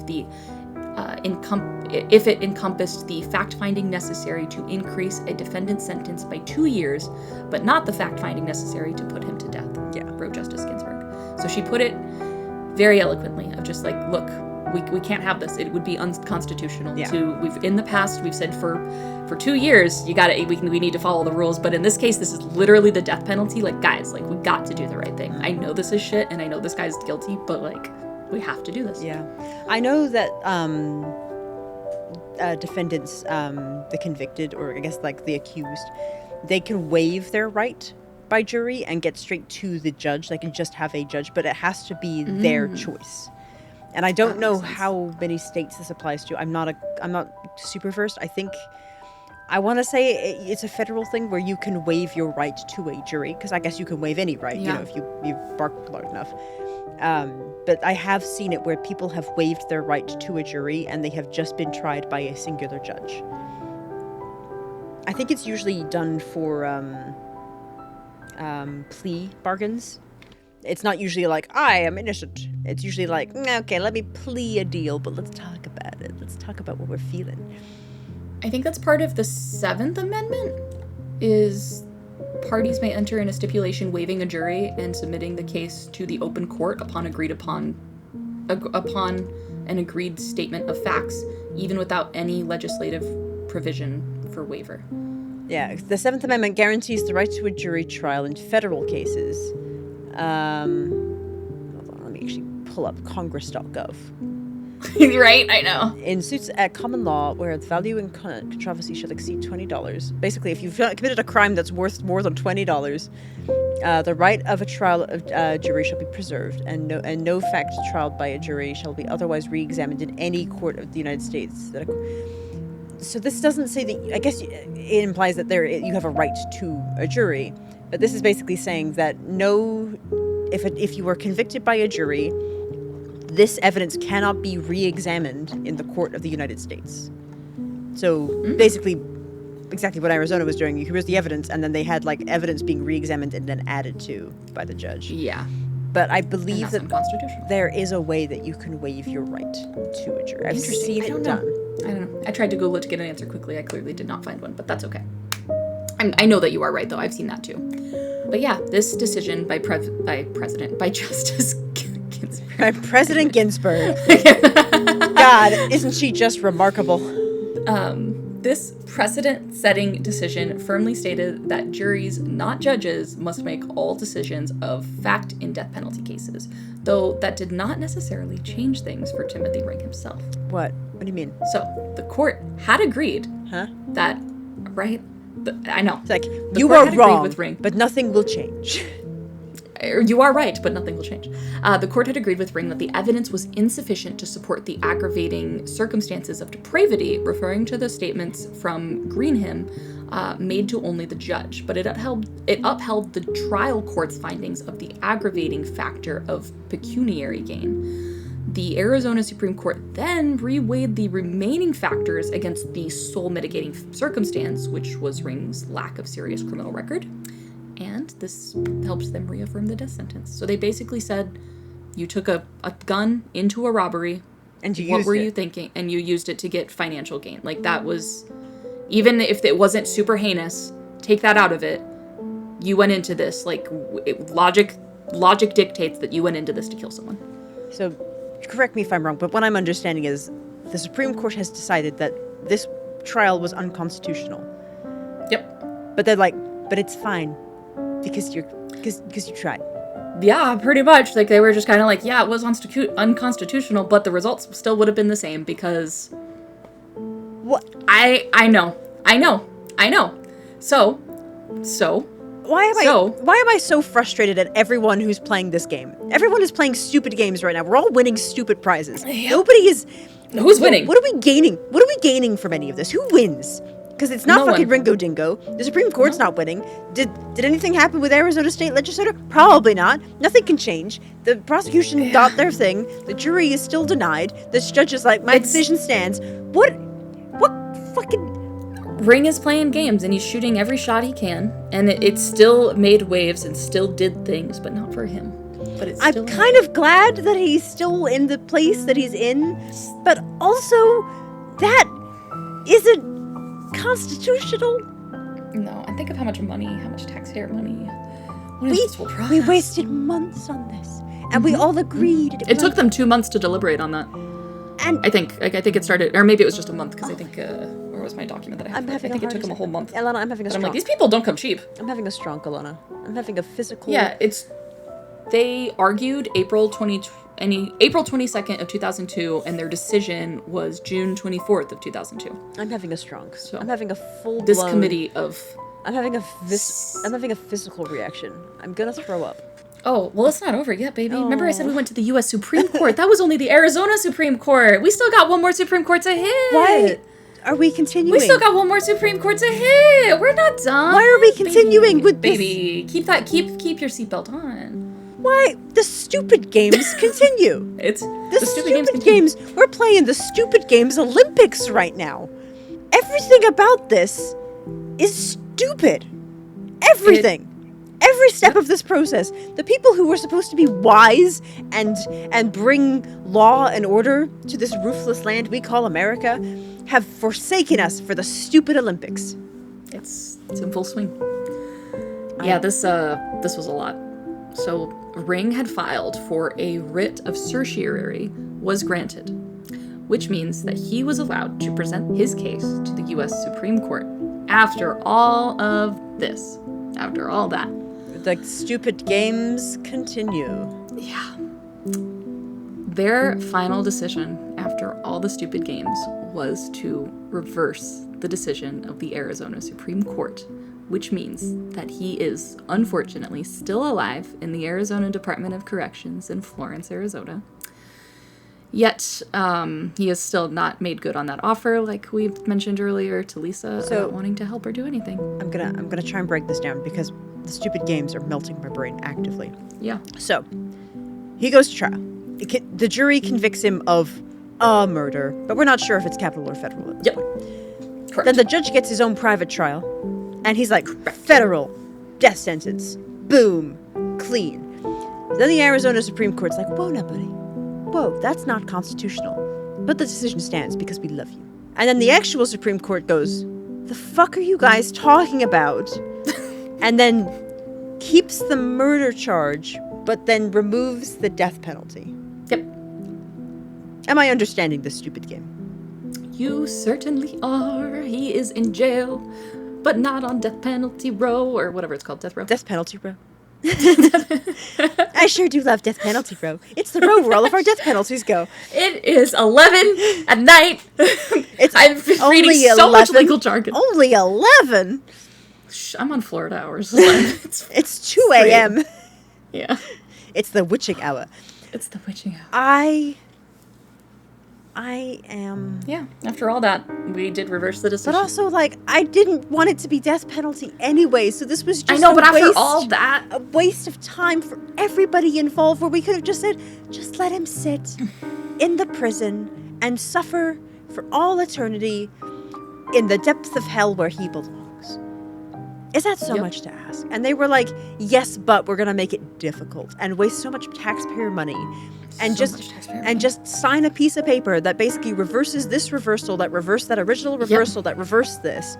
It was Uno reverse, Uno reverse, Uno reverse, all the way up the ladder to the Supreme Court, baby. I feel like my turn has been skipped indefinitely. I feel like I'm watching a game of Uno play out, and my turn is always being skipped. Like the trajectory has been like flipped. Like we've changed the direction the game is being played, and I'm still being skipped at every ounce. The people beside me are skipping my turn, and I'm just here watching this bullshit game. The person next to me has drawn 27 cards. The person across from me still has had 13 cards in their hand, and that number hasn't changed for 14 rounds. The person next to me has Uno, but they can't seem to get that last card down, and I am being skipped. I have 4 cards in my hand. I'm being skipped. She's being skipped, man. That's what this feels like. This is what this whole adventure has felt like. That is such a good, like, analogy, honestly, because, like, this whole thing for me really was, like, the most unsatisfactory ending to a case, like, I think ever. After all of that, it's just like, it's done. Reverse the decision, send him to jail. About throw away the key, who cares? When did this last decision go into play? What was the date of this decision? I want to say 2004. We wasted years, years of time, of effort, of stress of the victim's family, of the Magoches and their people and his friends and family and co-workers and living relatives. They were put in a purgatory for years, 7 years, to watch fucking legislation and fucking legal battles that equated to nothing, just so they could all pat their backs at the end going, we did a great job. Okay. That's all you can say. Like you said, it's just okay. Like, I guess we're here. It happened. I need something. I need a hug. I need a walk around the park. I need a nap. I need a stiff drink and a closed fist and a helping hand. I need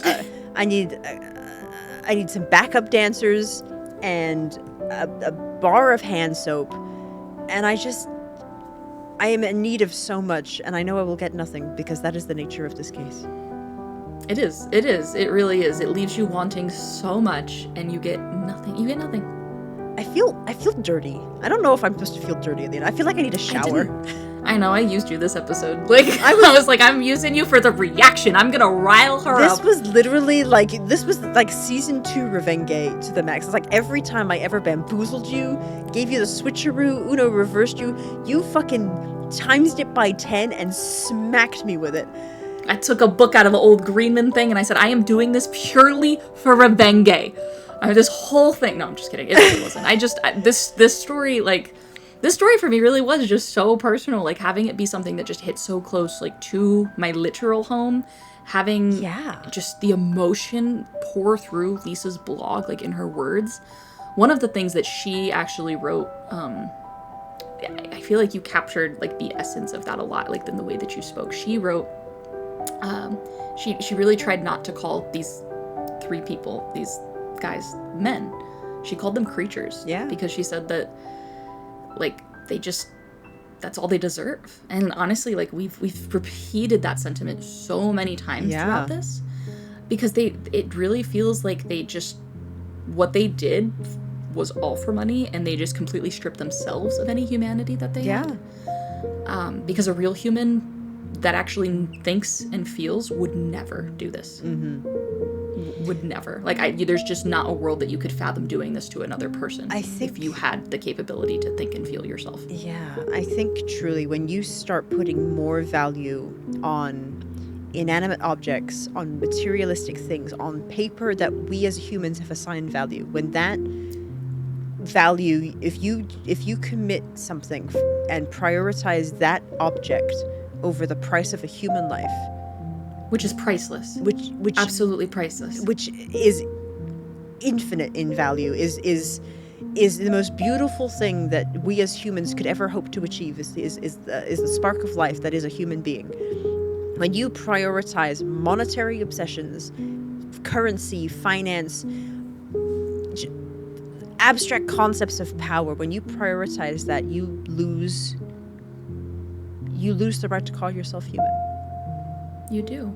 And that's why, like, I tried to take that sentiment from Lisa, and you did it without even reading her words, which just speaks to the humanity that you have as a person and why I love you so much. Is just, like, how much you hated these men. Like, you saw that immediately, and you're like, no, they're parasites. I don't know what else. Like, they're scum of the earth. Scum. I think they bought a fucking boat in Arizona. Fucking people don't do that. No, real people don't do that. Real people don't do that. There's no water there. There's no water. There's no ocean. What are you doing? What are you doing? But just, I don't know, like, since the moment we met these characters, I have seen nothing but parasites. I don't have a better word for it. They're just scum. They're bottom feeders. They're the worst of us. And I think we as humans, we need to strive to be better, because there are people like this out there, and sometimes they thrive and sometimes they don't, and we have to make sure that they don't thrive and that they're kept, I guess, in check. And if they do commit these heinous acts, they're put away, and they're put in the place that they deserve to be, which is in hell, in the bottom.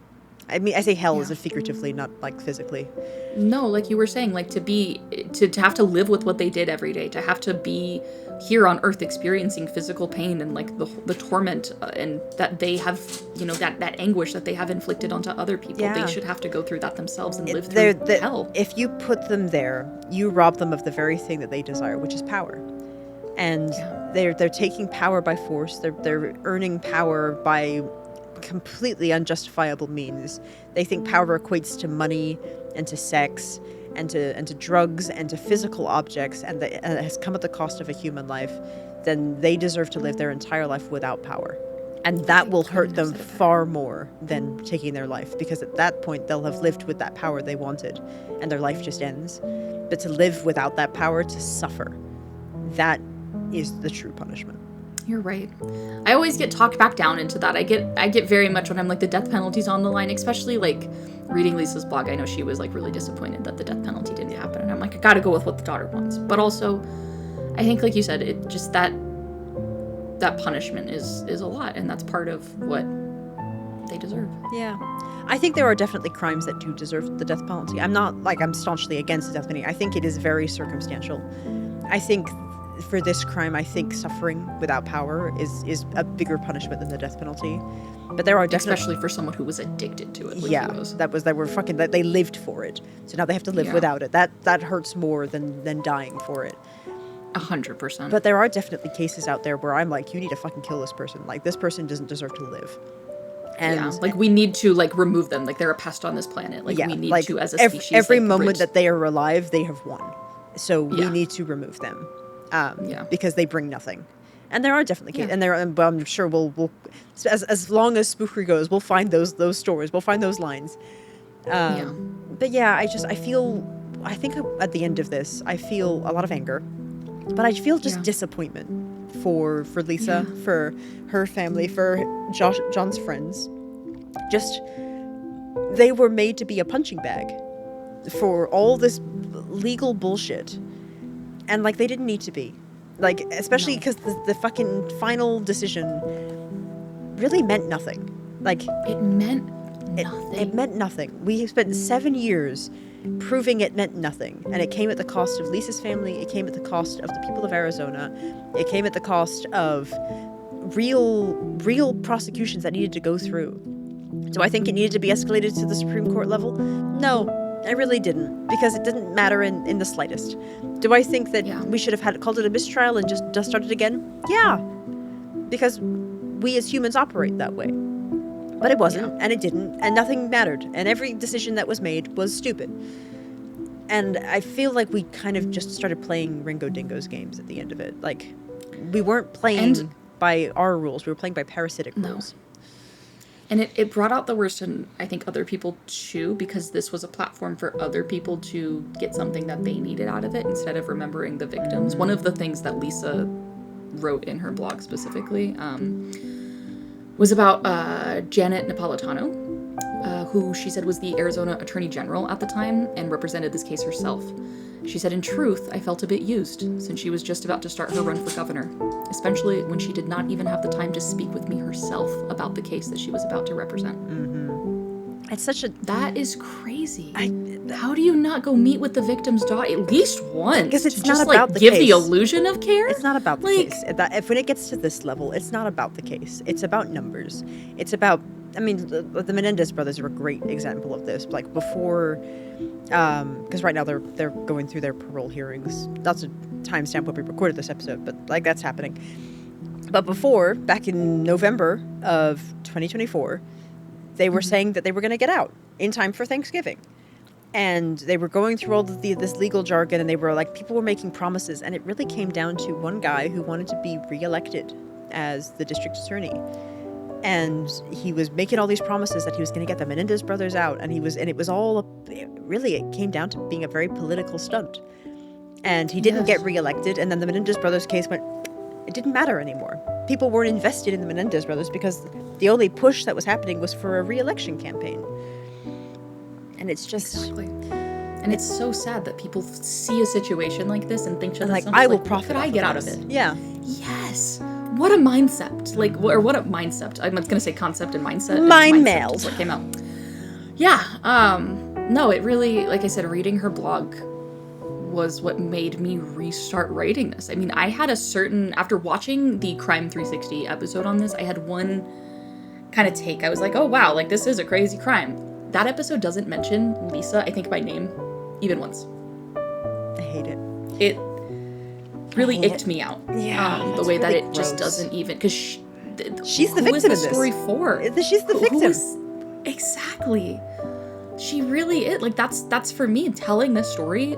I know I've said it so many times, but it is for Lisa. Like, so much so just because I feel like her story hasn't been handled with care and love and stuff in the past. Seeing how the news has handled this and how cruel it felt after everything that she had been through, I was like, I just really want to take the time to sit down, and yes, we will laugh and point fingers at these horrible parasites. Like you said, that is what they deserve, is to just be laughed at, because this was all luck. There was no skill involved in this. This was just an amalgam of dumb decisions that ended, unfortunately, in the luckiest way for them, but at least we're here and they're behind bars. Yeah. I just wanted to really tell it and to give the appropriate space and to just say their names, because I felt like no one really was. Yeah. Even in the video, they just kept saying the driver had been killed. The driver. Say his name. Say John Magoch. Like, what are we doing?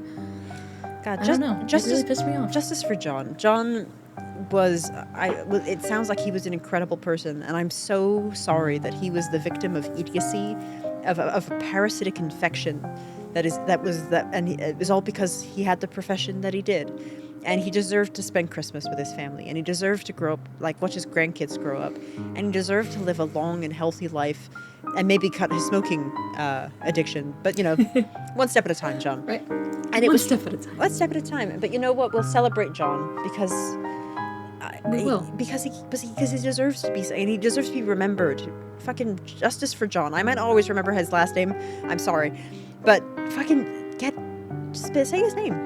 It was John. John Magoch. John Magoch. John Magoch. And we love him. We love him. And we're going to remember him not as a victim, no, but as a funny and caring and hard-working man that loved his family and was working hard, like you said, to enjoy the holidays with them. Yeah. And he deserved it, and he should have. And he fucking Ringo Dingo should have been fucking hit by a bus. Yeah. And not killed him. Gosh. But severely maimed. Severely maimed. Mm-hmm. But yeah, hopefully John does get to rest in peace.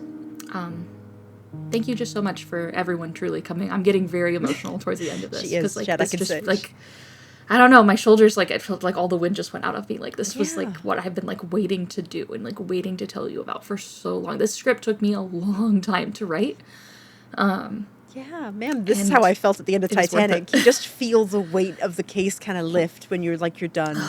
And you did such an amazing, like, I know I was angry and I was disappointed and I was dumbfounded and I felt like I was hit by a bus. But you told this story so beautifully. And I think you really highlighted who John and Lisa are. And you told their story. It wasn't just about three idiots who got lucky. It was about people. And you did such a tremendous job, and I loved this. I know I was angry, but I loved every second of this wild and crazy ride we call fucking Ring versus Arizona. But it's like, it also, I don't even want to call it that because that puts too much emphasis on him. So it's the dumbest heist you've ever heard of. It really is. I mean, I'm sure we'll find a way. Whatever we end up naming this episode, I'm sure we'll give it the name it deserves. Yes, I don't know, like you said, the final name yet, but. Just thank you again for just coming with me on this journey. Ma'am, thank you for taking me on this journey. it was not the journey I was expecting in the slightest. I've been bamboozled. I've been hoodwinked. I've been playing a game of Uno I didn't even know I was in. And I adored this case. This case is going to stay with me for a long, long time. And I think this was such a spectacular end to season 2. Oh, man. I couldn't agree more. I'm just so happy that you feel the same way. I hope that this does. I hope that this case and that John sticks with everyone for a really long time, because it has stuck with me. This case was pre-Spookery. I have been thinking about John and his family for years, honestly. My husband and I watched this, like I said, just a video. And I, even looking for the video now, I thought it was one creator. It's been so long since I had seen it. Like, I was, like, looking for, like, one creator, looking under a lot of different people. I thought someone made a video of it. And when I realized that no one had recently, and that the people that did, like I said, just never said the right stuff, in my opinion. So I was like, let's do it right. Yeah. I kind of I'm love here. that that's a little bit of a it's kind of God, my brain is not working. I'm so like burnt out from the rage. I love that pre-Spookery has been like an underlying theme of season 2, because of course, like Bella and the Witch Elm was a story I really wanted to tell you before, and The Watcher was a story we talked about before. Yeah. And like I love that Chupacabra, childhood story, like just everything. Yeah. Titanic. I mean, like how long has that, like that's been like creeping up on you your whole life. My whole life. Like I feel like I didn't even realize until we were like knee deep in it. And I love that this has not just been a story like this hasn't just been a season about just being pranking each other and Uno reversing each other and bamboozling. It's also just been a story of us. And our stories and our growth and who we were before Spookery and who we want to be with Spookery. And I think that's beautiful. You're so right.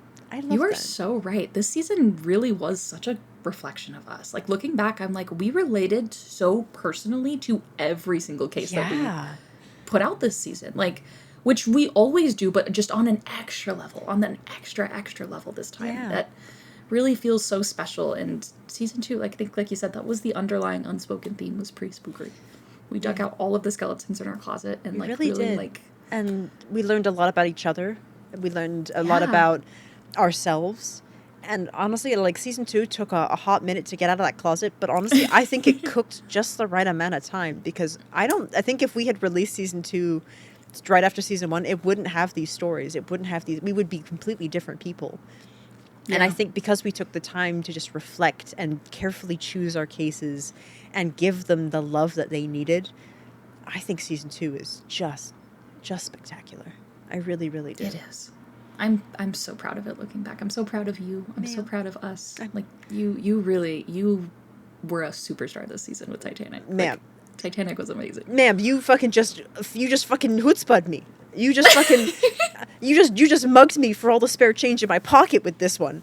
I feel 10 pounds lighter. I've lost all the light in my eyes. I've sweated my entire weight into this poor chair that I am sitting in. I'm angry. I've clenched my teeth so hard I have a headache, and I loved it. And I just like every case that you have thrown at me, like starting with Jean and then into the goblins and Chupacabra and Ingrid, and now here, like this has been such a beautiful story, a beautiful story for us. And I'm really glad I was here for it. I really am. Wouldn't want to do it with anyone else, ma'am. Truly. Wow. Great journey. It was a Twitter journey. I need a pit stop. This next rest stop that's coming up in 2 miles. I think we should turn it off for a little bit. Yes, right. Yeah, we will take a break. We'll reconvene for the postmortem. Yes. But I do think we'll take a good break before season 3. Yeah. Truthfully, I think we should take a couple of weeks off to just kind of decompress and like let the steam out from the gills, because I'm steaming. And I'm steaming. We're some steamed fish right now. I'm steaming, but the postmortems will come, especially as you guys start, like, not to date this episode, but like the season 2 is currently being released. So as you guys send us notes, your thoughts, we'll start compiling them, and then we'll get the postmortems to you when we've kind of just processed what the fuck we just did. Yeah. And yeah, I love this. This was a beautiful journey. I'm so proud to have been a part of it. I'm so proud to have made it with you. And I'm so proud of Spookery. I can't wait to see what season 3's got in store for us. Oh, I cannot wait for season 3. I mean, I can, but I can't, because it's going to be good. Yeah. Season 3 will come when it's ready. Exactly. Man. Well, that was it. That was season 2. That was season 2. Gosh. I think, to top it all off, ma'am, where can our dear listener find us? Our dear listener, our singular dear listener, you can find our dear listeners. There's more than one of them. No, we're singling you out, listener. We know. You know know it's just you. You know who we're talking about. You specifically. You can find us on Instagram and on YouTube at Spookery Podcast. The rest of you have to search a little harder next time.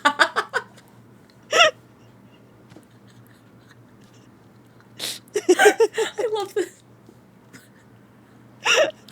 And tell them where they can send their comments and concerns and beautiful critiques. This one listener, and maybe the others if they feel like it.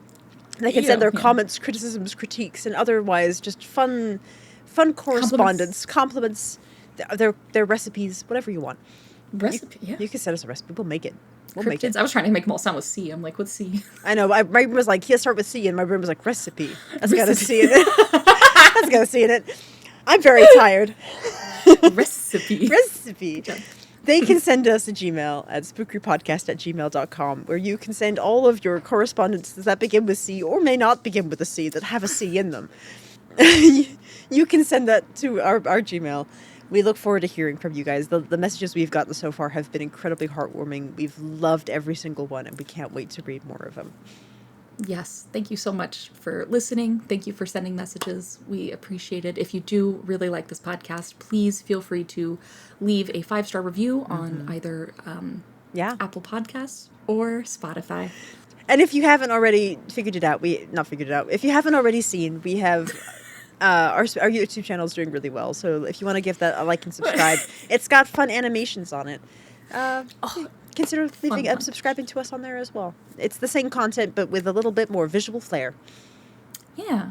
You love visual flair, spooky listener. I love visual flair. I live for the visual flair. Jesus Christ.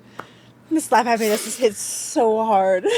We can always re-record this, but I think this was beautiful. I think this is a great way to end the season. I think this encapsulates the end of season 2 perfectly. How tired both of us really are. We worked so hard to get here. We did. It was a lot. We did it. But we earned this. We did it. Man. We did it. Until next time, everybody. Stay spooky. Stay spooky. Bye-bye. Bye. Goodbye. Goodbye. Farewell.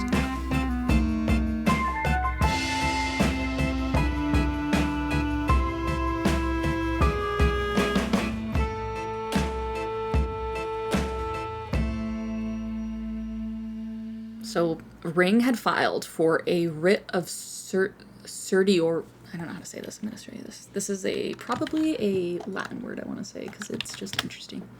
Writ of certiorari. Whoa. Yeah, thank you. I don't know how to say that. Certiorari. Certiorari? Certiorari. Certiorari. Okay, well, I'm going to just take a run up at it, and if I mispronounce it, I mispronounce it. Should I find how to pronounce Certiorari